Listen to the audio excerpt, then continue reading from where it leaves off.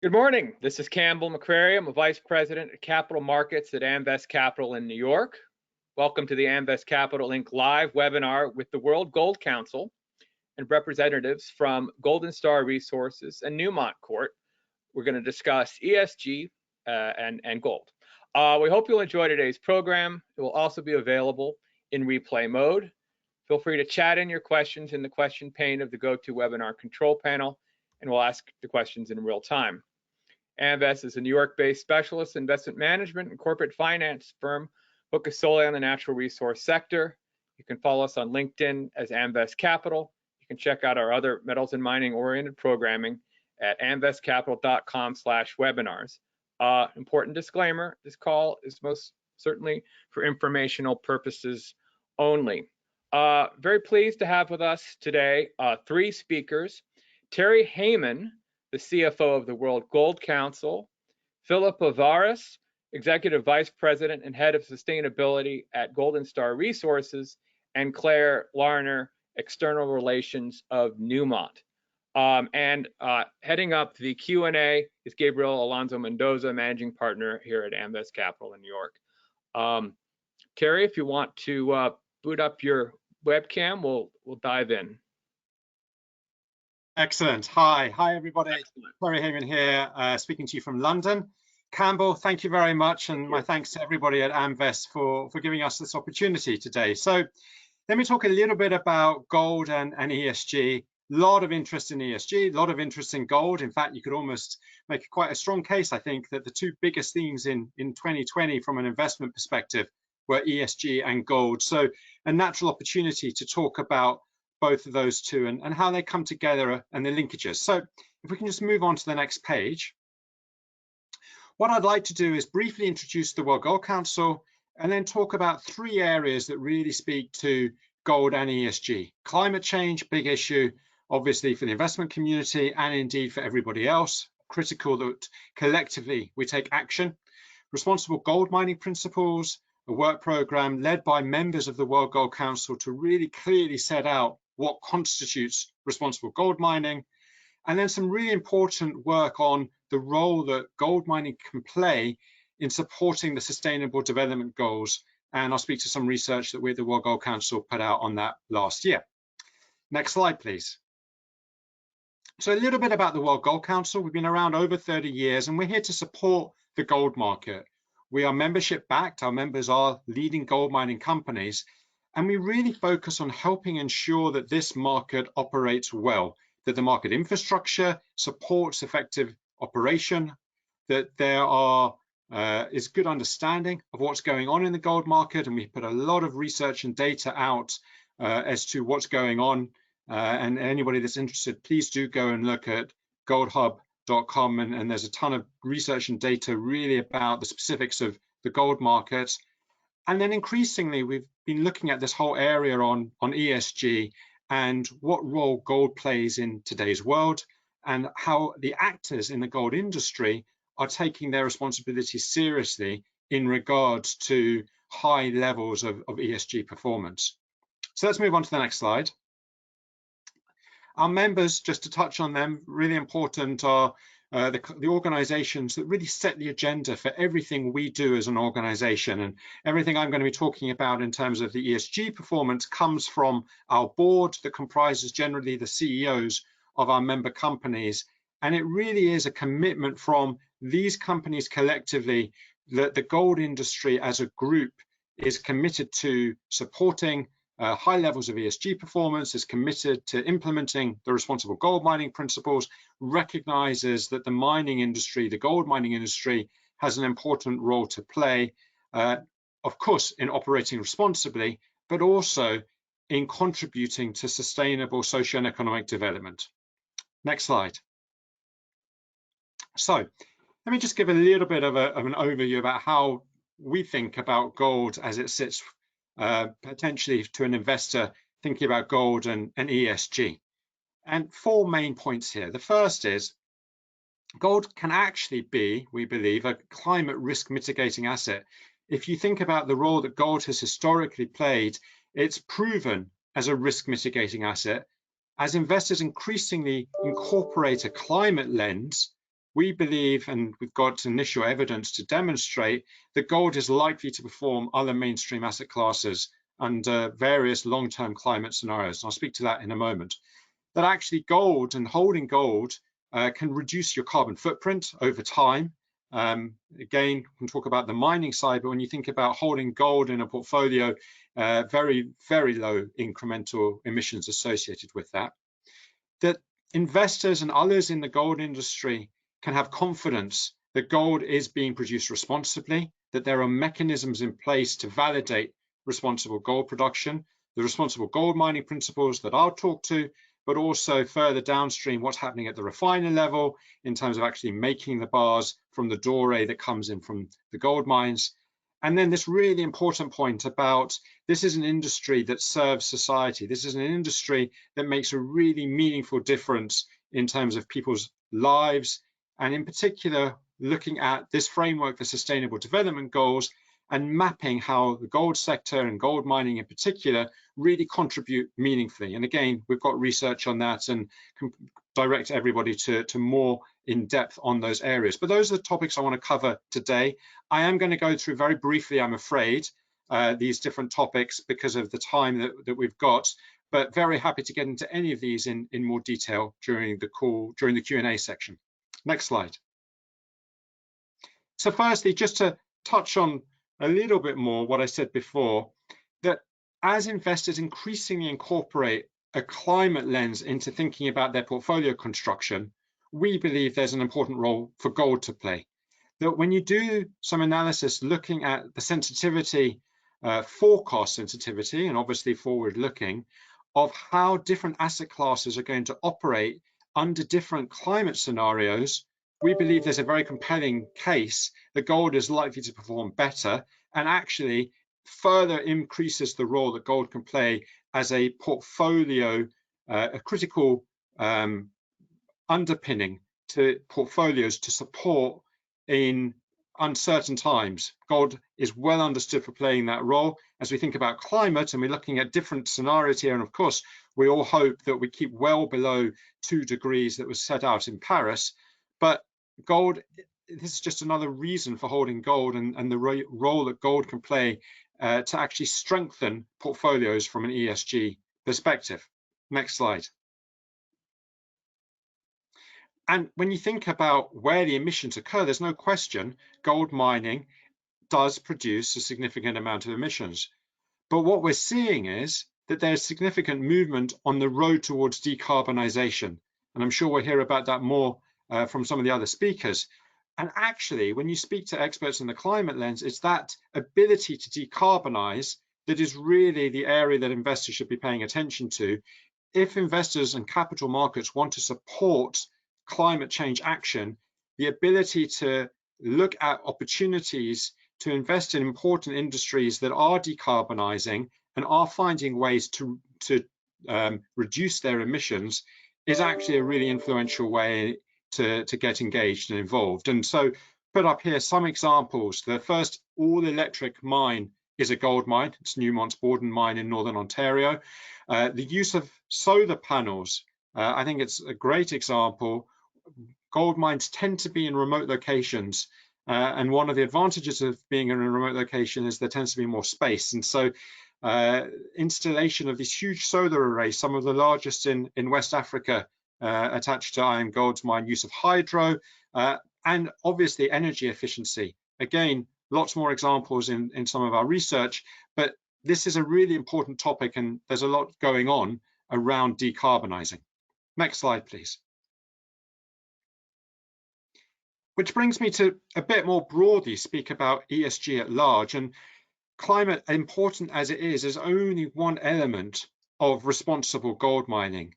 And actually, in response to questions from investors and other stakeholders as to what actually constitutes responsible gold mining, we put out at the end of 2019 this set of responsible gold mining principles that really tries to define very broadly all of the different material elements that should be considered when anybody is thinking about gold mining and what constitutes responsible gold mining.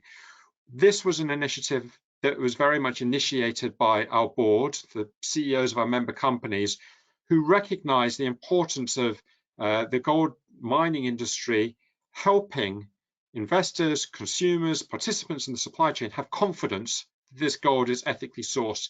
And we went through a very extensive 2-year consultation process, getting input from a lot of different stakeholders to make sure that the principles that we ended up with really do reflect expectations, societal expectations of what a responsible gold miner should be doing. All of our members have committed to implement these principles, and we set out a 3-year timeline to full implementation, recognizing that we've set the bar high and that this is quite a demanding standard. If we go on to the next slide. Don't have time to get into all the detail here. There are actually 51 individual sub-principles that are set out, and I encourage anybody that's interested to go into our website and take a look at this. But we've grouped these under each of the E, S, and G. And across this, we think we've picked out those areas that are really important. People often ask me which is the most important, and the honest answer is it depends on the circumstances of where you are operating and the challenges and the risks that you are managing. But you can see here there's really a strong commitment to ethical conduct, to operating in the right way, obviously to social aspects that have been really brought into focus over the last year, I think. Even more so than previously, with recognizing and understanding through managing in the pandemic how we protect society, and of course environmental management, in addition to climate and managing climate, also thinking around biodiversity and obviously environmental stewardship. Again, I'm happy to take questions on this, but I hope it just gives you a sense of the breadth of coverage in these responsible gold mining principles. And if we go on to the next slide, please. And a question I always get asked is, well, that's all well and good. The World Gold Council is an industry body. Nice that your members have committed to implementing, but how do we have confidence that it really is happening? And so what we have set out alongside the principles themselves is very clear requirements that implementing companies need to get external assurance. And we've actually developed, to go alongside the responsible gold mining principles, the process and the assurance guidance so that the assurance community can go in, assess, monitor, validate a company's commitment and performance against the responsible gold mining principles in very much a similar way to what we're all used to with financial reporting. And this whole domain of non-financial reporting and external assurance on that is one that's only going to grow in rigor and importance, and is something that I know all investors are increasingly paying attention to. And we think the gold industry has made that very clear as to what it is committed to doing. But as always, we welcome feedback as to whether this works and whether this actually does allow investors to go and understand where and how that gold is being produced in conformance with these responsible gold mining principles. And just going back to where I started, we have a strong belief that responsibly undertaken, gold mining and indeed the entire gold sector really can support sustainable social and economic development. So if we go on to the next slide, which is really my final slide, just wanted to talk a little bit about the United Nations SDGs, the 17 targets that have been identified and developed through the United Nations process, and that it is incumbent on countries, on companies, on communities to progress. And actually, there are so many examples of how the gold mining sector, again, when it's undertaken responsibly, supports the communities where they're operating through things that you would sort of imagine, like employment, but also through developing infrastructure, through providing healthcare and maintaining community health, particularly important over the last year, through actually helping to improve the environment, potentially through improving quality of access to water, and obviously through tax payments. And in many countries, gold mining companies are very significant contributors to the national exchequer, reflecting the importance of gold mining in those economies. Again, we have put a lot of work into setting out the role that gold mining plays in contributing to the SDGs. I've got an extensive report up on our website and lots of examples there as well, and would encourage everybody to take a look if you want to learn more. So with that, I'm going to pause. Thank you for the time and happy to take questions later on.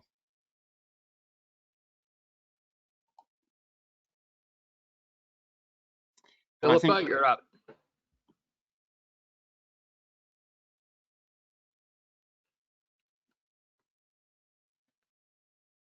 Hi, Philipa. how are you? Excellent. Okay, go ahead. Great, thanks. Okay, thank you very much firstly to the Amvest Capital team and also to the World Gold Council for this opportunity. Gabe, next slide, please. Okay, next. Golden Star is a Canadian company with its corporate office in London. We're a mid-tier gold producer with one operating asset in Ghana, West Africa. In 2020, we achieved a major transformation that now sees us poised to realise our strategic objectives for growth, including growth of our world-class Wassa mine. Underpinning our activities is our sustainability mission and its concurrent themes of governance and risk management and creation of lasting value.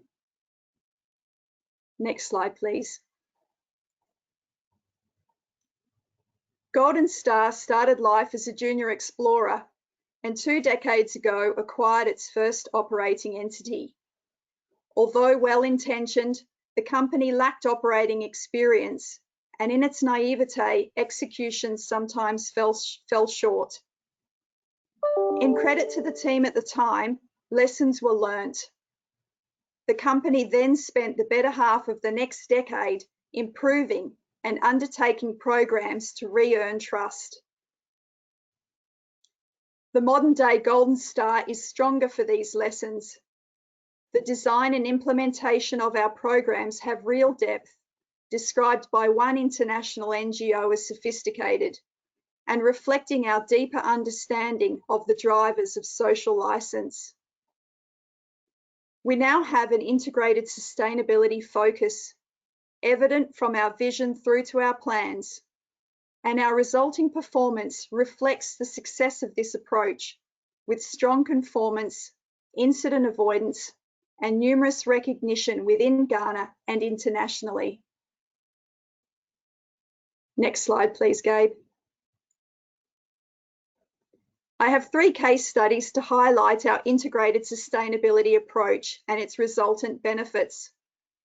2 of these case studies highlight infrastructure constructed last year that will be commissioned in the first quarter of this year. The first of these is the Wassa paste fill plant. The paste plant will enable the company to maximise ore body recovery and simultaneously reduce risk.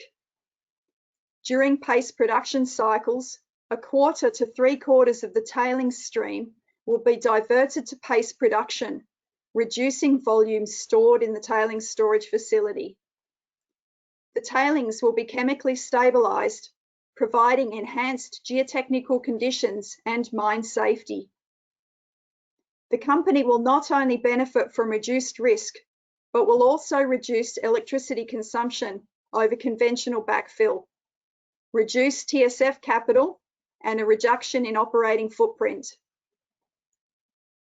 Not only is this the first plant of its type in Ghana, but it also represents international best practice, featuring state-of-the-art design and technology innovations. This sets the stage for Wassa's future and is consistent with the responsible gold mining principles, illustrating that environmental responsibility is at the core of how we work. Thanks. For the next slide, please.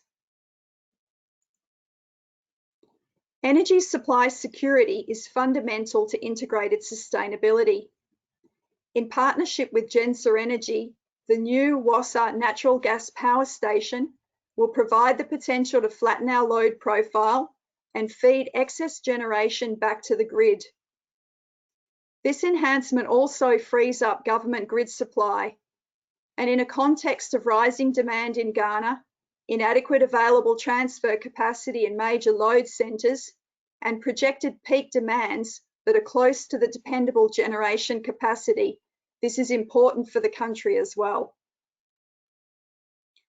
With the foundation for our energy transformation nearing completion, we have also recently installed Africa's longest single-point suspension cable, using a method of cable lowering not previously undertaken in Africa.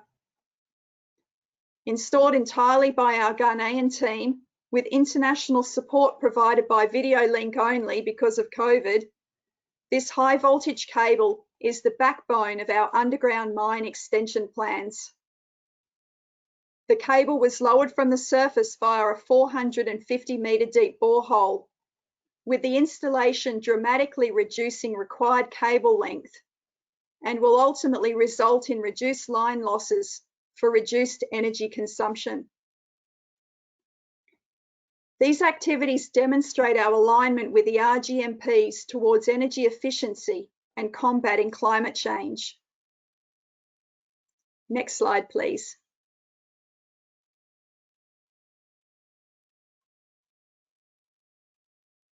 The Golden Star Oil Palm Plantation is our flagship sustainability initiative. GSOP has established over 1,500 hectares of plantation with no deforestation and provides employment for 700 people in sustainable agribusiness, a third of whom are women. GSOP, like all of our sustainability initiatives, is not about philanthropy. It realises genuine sustainable value for host communities and for Golden Star. GSOP plantations provide high-value employment, which reduces the uptake of illegal activities, including illegal mining. The plantations also act as valuable buffers, limiting encroachment on our activities.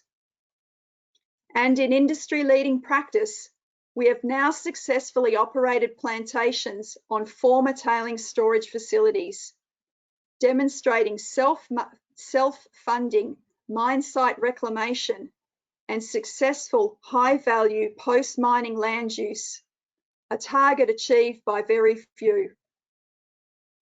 The GSOP case study provides a real-life example that is aligned with the RGMP's intention for working with communities, contributing to their socio-economic advancement, and in parallel, addressing environmental stewardship towards mine closure. Next slide, please. These initiatives are just a few examples of our integrated approach to sustainability, and I look forward to the Q&A session for more discussion on the subject of gold and ESG, but specifically how the adoption of the RGMPs will guide our further evolution in making a meaningful contribution to our stakeholders and to society as embodied by the Sustainable Development Goals. Thank you.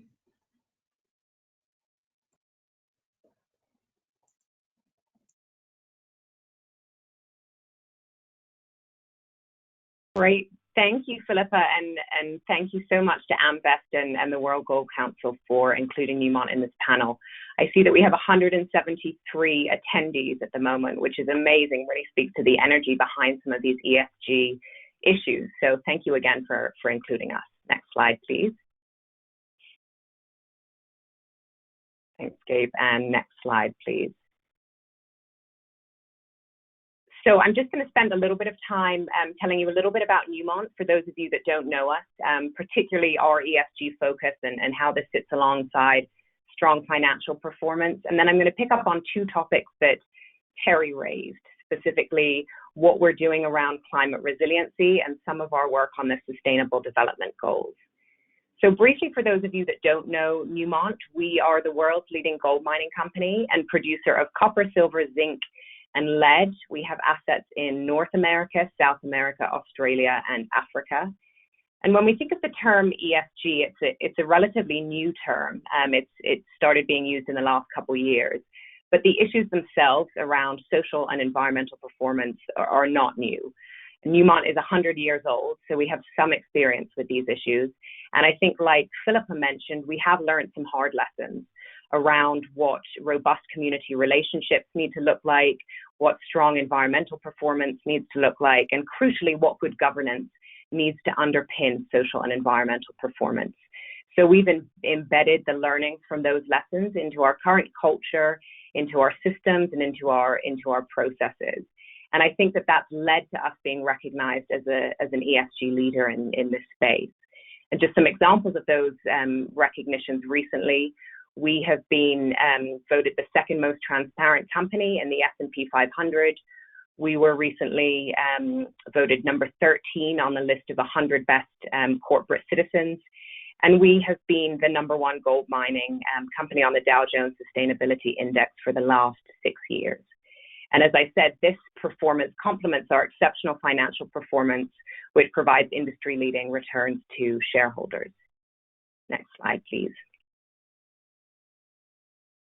I just wanted to briefly show you our strategy map, not to go through the details, but really just to show the importance that we give to ESG performance that sits alongside some of the other aspects of performance in the company.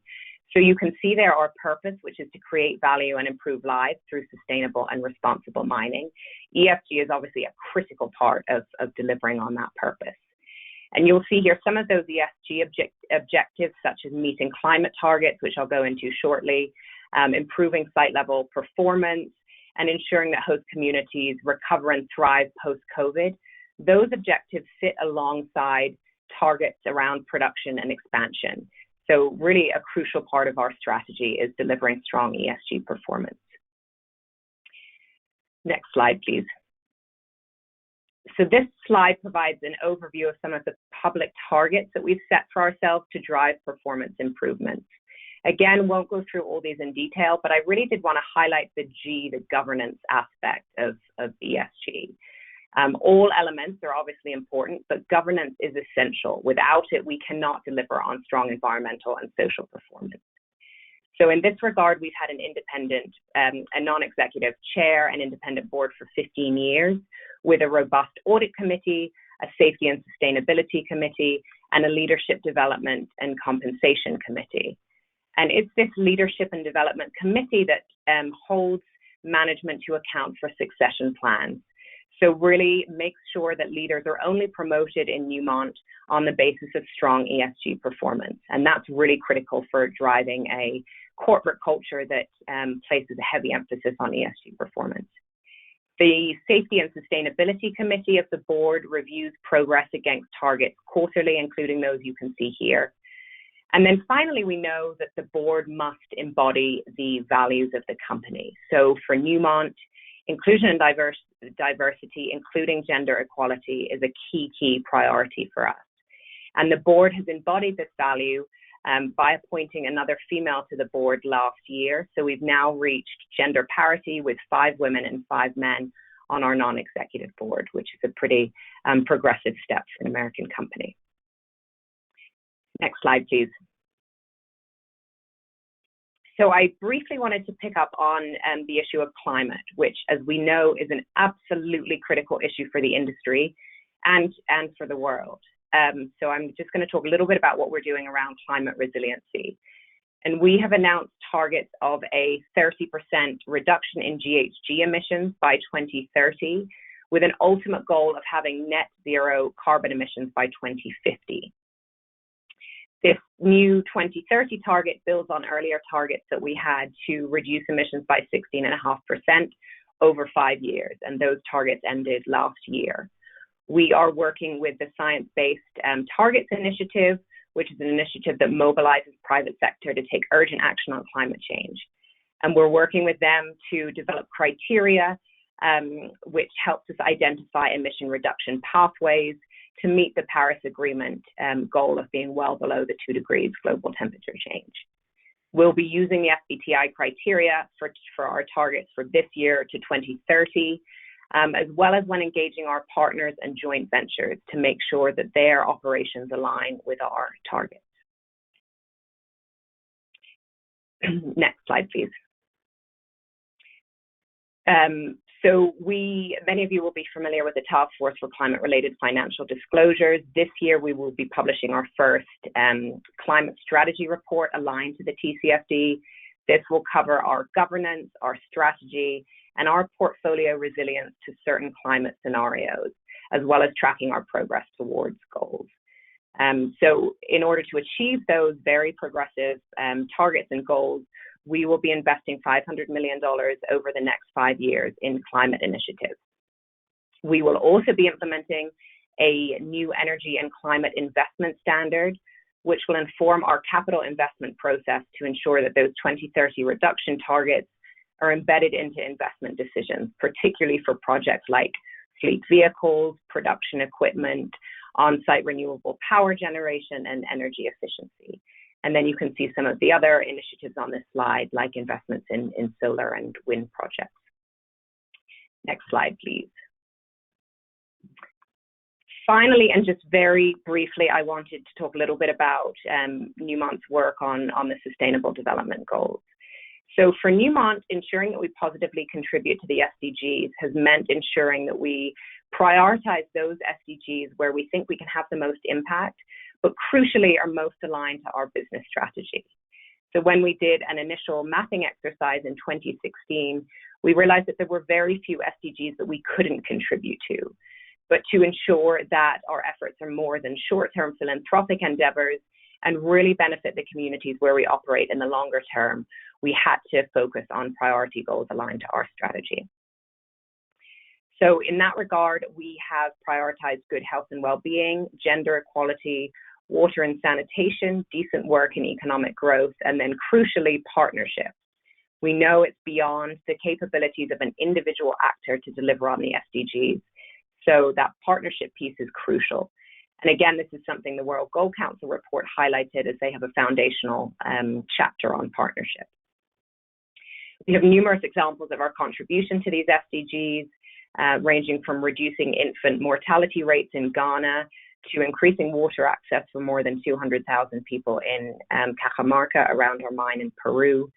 Our global inclusion and diversity work is an important contribution to SDG 5. And we contribute to decent work and economic growth, not just through direct job creation, but also induced employment in the wider economy. We have these and many more examples in our sustainability report, Beyond the Mine, which is available on our website. I will stop there and look forward to questions. Thank you.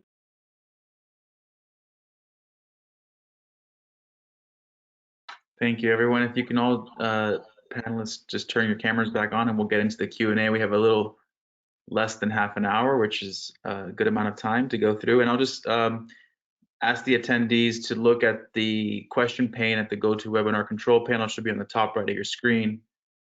You can answer or you can ask a question through that. And we'll also be queuing you for feedback at the end of the program. So if your question does not get answered, please include it in that feedback portion and we'll do our best to get it answered in a timely manner. So first question is for Terry.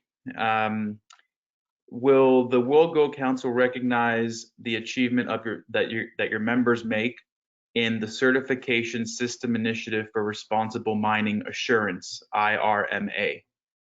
That recognition helps reduce the audit burden while also providing the added trust assurance that civil society seeks. Thank you for your thoughts on this. Sure. And look, I think it's great that there are a number of initiatives focused on responsible mining, and that reflects where the world is in terms of commitment to responsible mining and responsible mining standards. One of the things that we are keen to see is convergence across these different mining standards. That would be helpful for investors and other stakeholders. It will also be helpful for implementing companies. And so in that spirit, we actually have been working for a long time with a number of other associations in setting out equivalency frameworks and explaining where the similarities are and where the differences are between some of these different mining approaches. And let me give you some examples. Our focus is very much on gold. A lot of the issues around gold are similar in other types of mining, but there are some gold topics that are more acute. For example, the use of cyanide and responsible management of cyanide is much more associated with gold mining than almost any other type of mining, because cyanide is often used in the gold processing process. So that equivalency and understanding what these different standards are doing and how they link in with each other. The first set of equivalency frameworks were released actually by the ICMM, the International Council of Mining and Metals, at the end of last year. And that included an assessment with the responsible gold mining principles and a number of other standards. Work continues on that. IRMA certainly are an organization that have been advancing what an understanding of responsible mining is, and is an organization we speak with. And we'd like to see over time ever greater convergence so that everybody really does understand what responsible mining is. There are and there will be differences, be it commodity or be it sometimes regional. But that's, I think it's great that there's so much effort and focus on setting out what responsible mining is. We've just got to make sure that it works for the mining companies as well, that they're very willing to hold themselves to account, but what they can't do is be audited on lots of different frameworks and lots of different approaches and spend all of their time actually managing the assurance process rather than delivering value to the communities, to their shareholders, to employees. And so there's a balance there. So in short, lots of work ongoing. Great that there are these different responsible mining approaches, but we've got to find the right way to get these implemented for gold producing companies. Thank you. And are you, or is the World Gold Council rather, recommending that a percentage of gold OPEX costs be allocated to sustainable development activities? No, for a few reasons. Firstly, I mean, I don't think it's our place to sort of set out targets like that in terms of this is how much should be allocated. That very much depends on different operating circumstances. And then also companies account for this in different ways. I mean, we heard from both Philipa and Claire how this isn't philanthropy, their initiatives. This is built into long-term operations and sustainability of their operations. And so this to me isn't, if you like, an additional cost that we need to bear on top of what we're doing. It's integrated in the business of running a gold mine. So in short, no, I don't see a stage where we would ever put out a target, and I'm not sure that's the way that many gold producers think about it either. Thank you, Terry. Claire, what are the lessons learned in terms of ESG from your proposed Conga operation in Cajamarca in Peru? Oh, you're on mute, Claire. Obviously. Thank you. It's a good question. And I mentioned our 100-year history. About 30 years ago, we left the US and went into Peru, Indonesia, and Uzbekistan. And I mentioned that we did learn some very hard lessons at the time. In Peru specifically, we have an ongoing, very complex land dispute case. And it's received a lot of international attention. There are I suppose, a lot of different versions of a series of events there. And what we did in that instance, because the issues were so complex, is we convened an independent panel to conduct an independent fact-finding mission there. And so Resolve, which is an independent NGO, has published a fact-finding report that's available on their website and our website. So we're very transparent there about the events leading up to certain allegations, and that report goes into some of the detail of the different versions of those events. I will say that we are strongly committed to dialogue to resolve the issue there, and we remain so. We've also had a number of challenges over the years around Cajamarca with water issues, and I think some of the work that I mentioned around working through one of our foundations, ALAC there, and working with local government ministries to increase water access to over 200,000 people now has gone a long way into jointly working through some of those challenges and improving the lives for many, many people there. Thank you, Claire. Philipa, can you just speak briefly and highlight, having started as an exploration company, the evolution of your approach to ESG from the early stages to where you are now? Thanks, Gabe. Well, I think with the slide that I showed there, you can see a little bit more of the potted history of the company. But to be frank, we had great intentions when it came to implementing programs on the ground. In our very early stages, we lacked the specialist resources that we needed within the team to understand the right way to go about these approaches. And as I mentioned, we spent almost a decade recovering from that kind of early operator mistake. And during that decade, we brought in specialist expertise, we brought in community affairs experts, we brought in environmental specialists, and those people guided us as to the right approaches to engage with the local host community. And I think this speaks to Claire's earlier point that, you know, each and every community has their own needs, and being able to have someone independent to guide you through that process can be very important to being successful. For ourselves, one of the key processes that we went through to rebuild trust with the host communities was a mediation process, which had an independent mediator who helped all of the parties to talk about the history, but then to set the history aside and to create the new platform, the basis on which our relationship would be developed moving forward. And that work really was very important in educating us as to how to do things moving forward. Thank you. Terry, how do you explain, or how does one explain successfully gold's use case to a younger ESG focused audience in a way that's meaningful to them? Look, I think I don't think it's just a younger audience. I think it's a broad audience of people who are quite rightly questioning what role different aspects of our current world play in helping serve society's needs. And so that applies to gold as much as it does probably many other assets and goods that we're all familiar with. What I would say is, when you think about both gold mining and gold, they really do contribute very meaningfully to improving people's lives. And we've heard experiences and some of the change, positive change that gold mining has brought on the ground to local communities from both Philipa and Claire. I also think there's a really powerful role that gold can play. Let me give you an example. I was at a conference in those days when we could actually get together and speak in person. I was at a conference, I guess it was in 2019, in The Hague in the Netherlands, and was speaking about gold and climate. And I finished my talk and got off the stage, and the next speaker came up, and he was an economist, and he got up and he said, look, I'm nothing to do with the gold industry. I've never met anybody from the World Gold Council in my life. I look at economies, and I look at what builds resilience in economies. And he started talking about what happened in Aceh in Indonesia.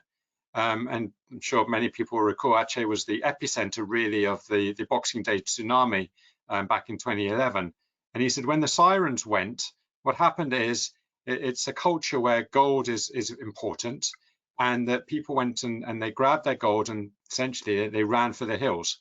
And the village was completely, the town even, not a village, the town was completely flattened. And he showed this photo, nothing there. And then he showed a photo 5 years later and everything was rebuilt. And his words, and he said this came about because people had a source of capital, and the gold is important for providing financial security and financial resilience.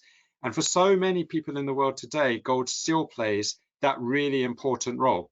And yes, perhaps for many of us in the West, we're fortunate that we've got many ways to help have access to financial markets and financial security, but gold still plays an important role. And particularly in Asian cultures, understanding that ability of gold to provide security and resilience is really important. And I think perhaps there's not enough of an understanding of that, and something we can do better of in explaining. But gold, both as a product, as a metal, but also the impacts of gold mining really does play a positive role. Of course, it has to be done responsibly, and that's really what we're talking about on a lot of this call. Great. And just if we can just briefly start with Philipa, then go to Claire. just maybe speak to briefly the biggest challenges you face in implementing the RGMPs. Thanks, Gabe. Well, for Golden Star, the implementation of the RGMPs has a natural synergy with the strategic endeavours of our company. Our sustainability strategic themes, which I outlined earlier, risk management and creation of lasting value, are absolutely aligned with the intent of the RGMPs. So the challenges that I expect will be in taking our stakeholders with us on that journey and ensuring that we move at a speed that they can sustain. And I think perhaps an example, if we think about the sub-principles around due diligence in the supply chain, this kind of naturally complements the work we're doing with local procurement. But we have to do this at a pace that's palatable to our host communities if we want to achieve our targets. We need to be able to bring our host communities with us on that journey so that we can also ensure our parallel goals around the RGMPs for creating local benefits and retaining value. If you look at our host communities, you know, people have to be out working to sustain a living. They don't have the time to drop everything and come and necessarily consult with us. So being able to implement these programs at a pace that suits those communities is very important. And but at the same time, the challenge, being able to achieve what we also would like to achieve within the timeframes that we've set for ourselves. Thank you. Thanks, Gabe. Claire, what's your view? Yeah, thanks, Gabe. And I think actually Terry touched on a lot of these challenges when he was responding to the question about IRMA. And one of the biggest challenges is that there are so many reporting and assurance frameworks out there at the moment. We did a gap assessment a couple years ago about around 5 of them. And there are even more that we don't subscribe to. So I think just the number of requirements is intimidating, and they cover similar but not identical topics. So when we're thinking about putting a reporting and assurance protocol together, it's not just as simple as asking one question that would cover off on a number of frameworks, because they are all slightly nuanced. So the work that Terry flagged on equivalency is very, very important for us, so that when we are going through an assurance process, we are not burdening sites with 1,000 questions on the same type of performance expectations. Having said all of that, the World Gold Council responsible principles and ICMM's performance expectations do push those transparency requirements and those disclosure around performance expectations down to the site level. And that is a very welcome development. Previously, we, as we currently do, report on an aggregate global level. So we're reporting on our performance in an aggregated way. I think that level of transparency about site level performance is really welcomed by a lot of our key stakeholders. The challenge is not overburdening very busy people at the site level with reporting requirements. I think in the World Gold Council's case and in the ICMM's case, you can really see how those reporting requirements will drive performance improvements. And that is key, because that ensures we're not just reporting for reporting's sake, but we're actually using reporting to drive performance improvements. So the frameworks that do that, I think, will ultimately be the ones that get the most uptake from companies and are the most successful. Thank you, Claire. Terry, from the World Gold Council's point of view, who polices these ESG initiatives? It's a good question, and I think there are different approaches and probably different viewpoints. Our philosophy is that just like investors hold issuers to account on their financial reports and they rely on external assurance to do so, the same model should apply to disclosure around ESG performance. And so the model that we put out, and indeed the model that the ICMM also has, is whilst we've developed the standard, and we believe it's a very robust, credible, externally influenced standard, the actual assurance is undertaken by external third parties, and investors, communities, other people that are interested in understanding whether a company is conforming with the RGMPs shouldn't look to the World Gold Council to be the police, but should look to that validation that comes with that third-party external assurance.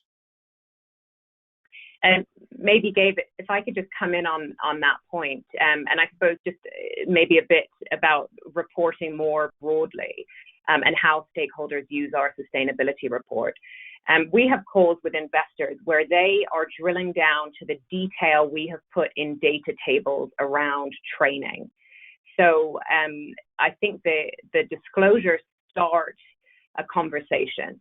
So we've had some very, very detailed questions from investors on who of our suppliers we train on human rights issues, how we determine high-risk suppliers, you know, really drilling into the detail. And I think that reflects the maturity of the ESG conversation, particularly for investors. So I think it's up to external stakeholders to hold companies to account and to really scrutinize, you know, what we're saying, because that's you know where accountability will lie.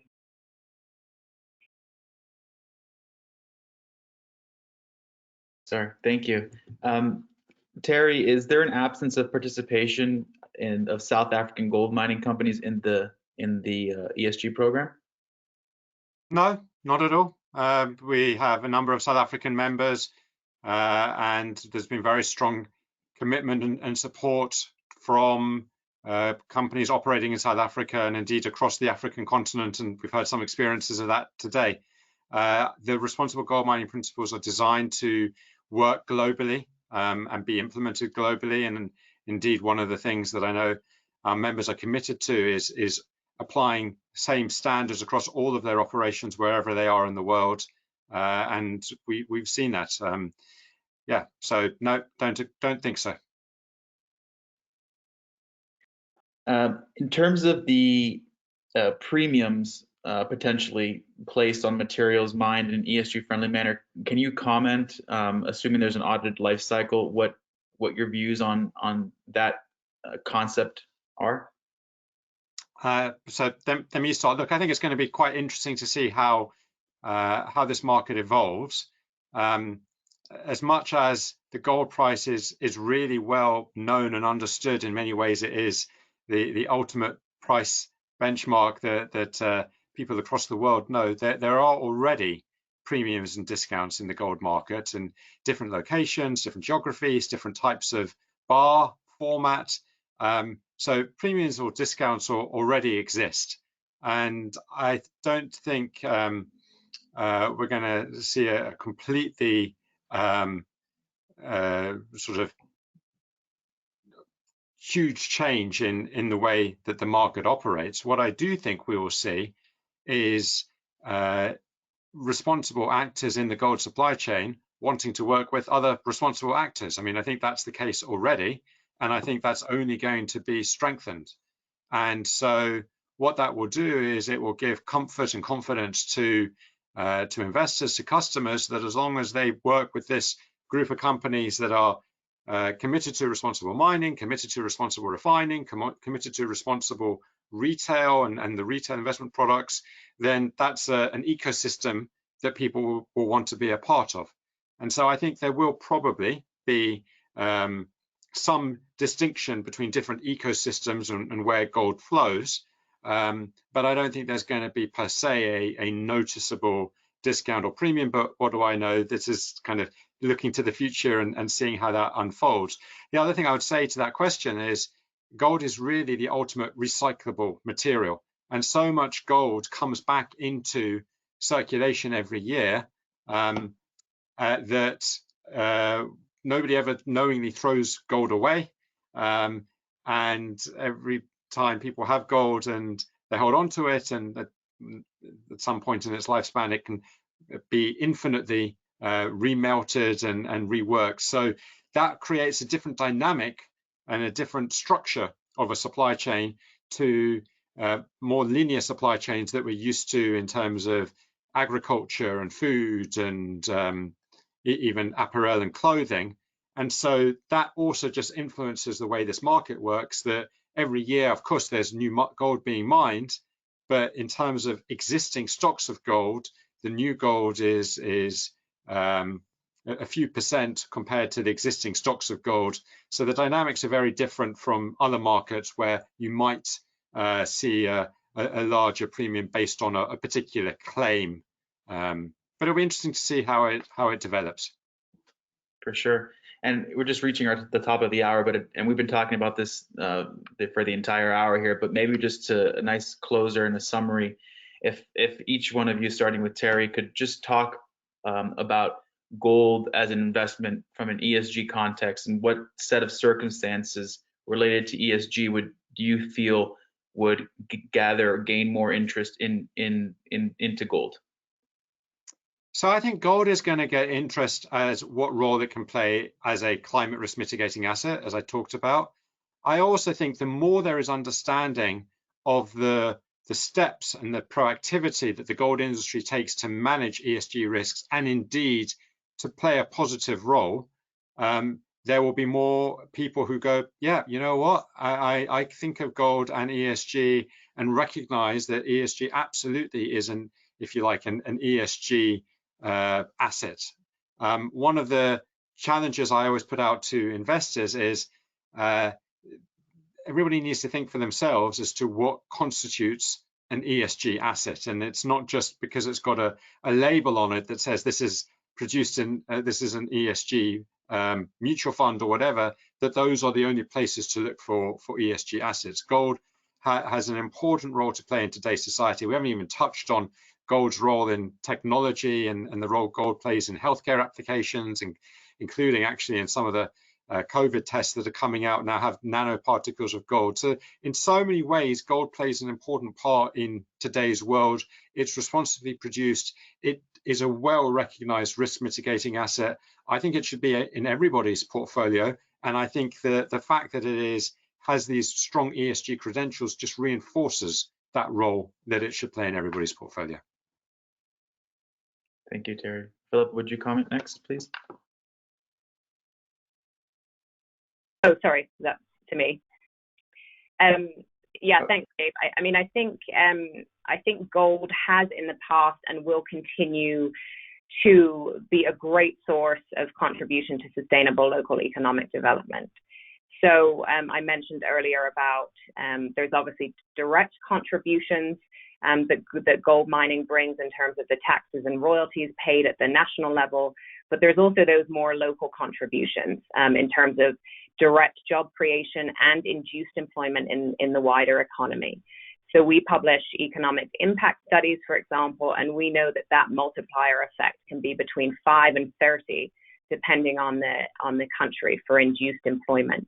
So that piece is absolutely critical to some of these local economies, and will continue to be important in the future, as well as sort of addressing some of those vulnerabilities that we've seen in light of COVID-19. I think there's a crucial role for gold mining companies there to build economic resilience. And in fact, we have a global COVID community support fund, which focuses on health, food security, and economic resilience. And that third pillar is going to be essential for supporting communities post-COVID. And I think that the sector as a whole has a role to play there. Thank you.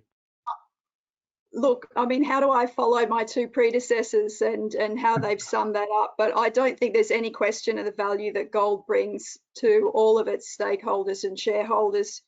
And, you know, if we had a lot more time, we could continue to talk about the value that it brings to global society, our contribution to the Sustainable Development Goals, and where the industry is now going through the World Gold Council to provide greater transparency and assurance is only going to bring that message to a broader audience.